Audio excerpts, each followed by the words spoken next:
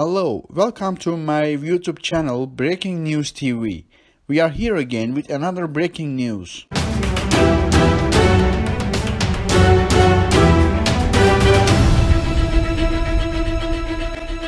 Chilling Soviet maps expose secret UK takeover plans, world will be communist. Chilling maps expose the Soviet Union's secret plans to take over the UK and the rest of the globe following their planned World War III victory. Predominantly drawn up in the 80s, the documents show more than 100 UK cities and towns, including highly sensitive government buildings. They are a product of more than 4 decades of Soviet intelligence preparing for full-scale conflict at the height of the Cold War and came together to make the Red Atlas. The UK maps range from big cities drawn in exquisite detail such as London, Liverpool, Manchester, Birmingham, and Belfast, to smaller towns such as Gosport and Havant. Authors John Davis and Alexander Kent have dedicated almost 2 decades of their lives to tracking down the maps and putting the book together. Mr. Davis explained how he soon learned the Soviet Union's threats over nuclear war were clearly transparent, but they were actually planning something more sinister. He told Express.co.uk, "I think what they wanted to do was collect everything they possibly could, and I think the philosophy behind it was eventually the whole world will be communist. They thought, communism will prevail, and when it does, we will be king, we're the top communists, so we will be in charge." What these maps are documenting is stuff you need to know to run the city, not to bomb it. It is why things like railways are so important on the maps. It's all about communication and transportation. They've really mapped that in detail. Mr. Davis continued, explaining how the whole of the UK would play a role in the USSR.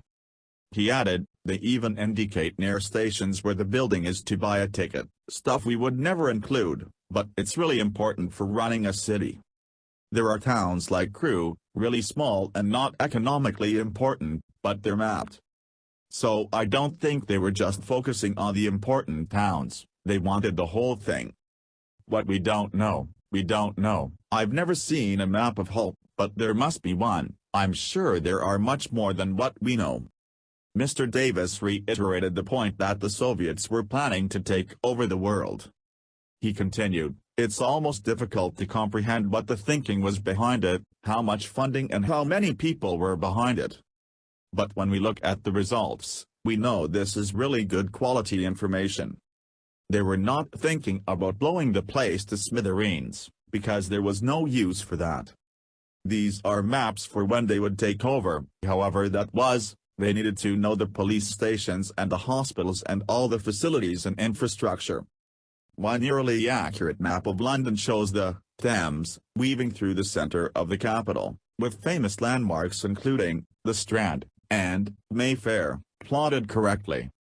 However, it also clearly marks the Foreign Office, Ministry of Defence, several government offices, Scotland Yard, the Post Office, the BBC and the US Navy HQ to Europe.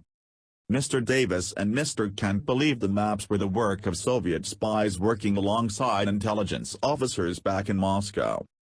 He stated that most of the information could have been pulled from British government documents, but some information is too well detailed. Part of the book reads, "Nearly 3 decades after the fall of the Berlin Wall, Cold War secrets are still tumbling out and some of them are beautiful. An enormous and secret infrastructure supported the intelligence battles that were waged between the East and West throughout the 43-year Cold War standoff.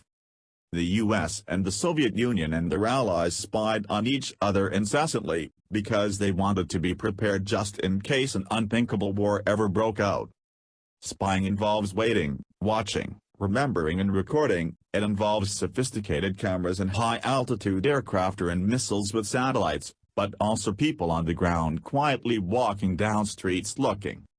Sometimes the products of all that spying during the Cold War were intelligence reports, which told Washington or London or Moscow what the other side was doing. Many of the maps also have detailed essays on the back, profiling the industrial, economic, military and geographical significance. Experts are still unsure of exactly how such a high level of detail was gleaned, given that they far exceed what is provided on usual Ordnance Survey maps.